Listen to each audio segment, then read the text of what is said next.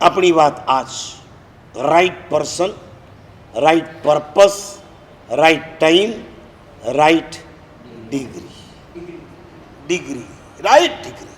જ્યાં જેટલું જરૂરિયાત હોય, સાચું બોલો, ગુમડું થયું હોય ત્યાં ઓઇન્ટમેન્ટ લગાવો છો, કેટલી લગાવો વિશાલ?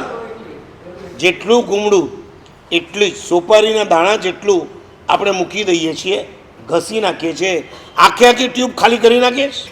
અને એક જણે નાનકડી ભૂલ કરી દે, આખે આખી ફાયરિંગ AK-47ની 47 ગોળી ખાલી કરી નાખીએ.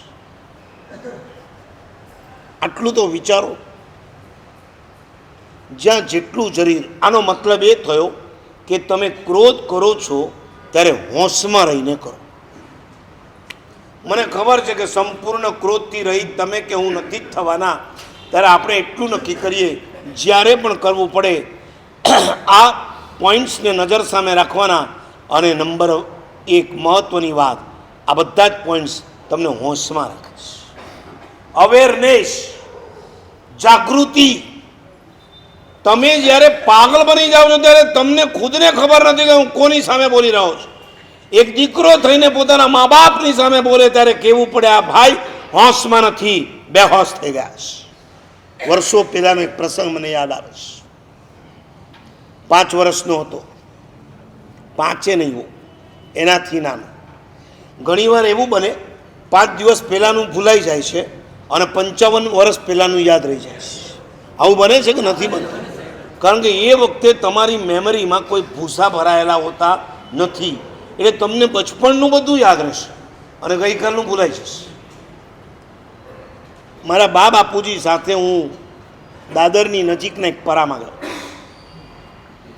સાંજનો ટાઈમ, દૂરના થોડા સગા એમણે કેવડાવ્યું તો મારા બા બાપુજીને જરા આવજો ને.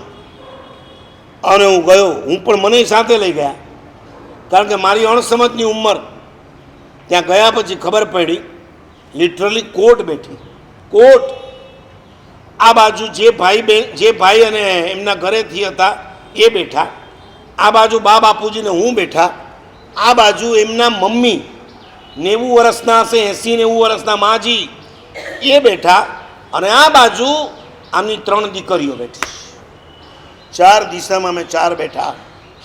વાતની શરૂઆત સામેથી દીકરાએ કરી મા માટે, અને મા માટે જે વાતો કરીને એ મારા 3-4 વર્ષના કુમળા મગજમાં એ દિવસે ઘર કરી ગઈ. લિટરલી ગાળો આપતો હતો. એક બાપ પોતાની 3 દીકરીઓની સામે 80-90 વર્ષની બુઢી માને ગાળો આપે. મરી જા, મરી જા, આ શબ્દો મેં સાંભળ્યા. તને મરતા ન આવડતું હોય તો હું શીખવાડું. અને મારું મગજ કામ ન કર્યું. બાએ બહુ અટકાવ્યા. આપણાથી આવું ના બોલાય, આપણે જૈન કુળમાં જન્મેલા છે, આપણે આવા સંસ્કાર ના હોય. બહુ સમજાવ્યું. જે કંઈક અસર થઈ કે નહીં ખબર નહીં, પણ એ દિવસે રાત્રે અમે 12 વાગે ઘરે આવ્યા હશું, સૂઈ ગયા. સવારે જ્યારે હું ઉઠ્યો, મને યાદ છે બાએ મને ઉઠાડ્યો ત્યારે મને 3 ડિગ્રી તાવ હતો. મારી આંખ ખુલી ત્યારે બાએ બાપુજીને એટલું જ કીધું, આ ગઈકાલની ઘટના છોકરો સહન નથી કરી શક્યો. 163 મા બાપને ભૂલશો નહીં પ્રવચનના મૂળમાં ઘટના છે. એ ઘટના જોઈ ત્યારથી મારા મગજની અંદર જડબે સલાક ફિટ થઈ ગયું.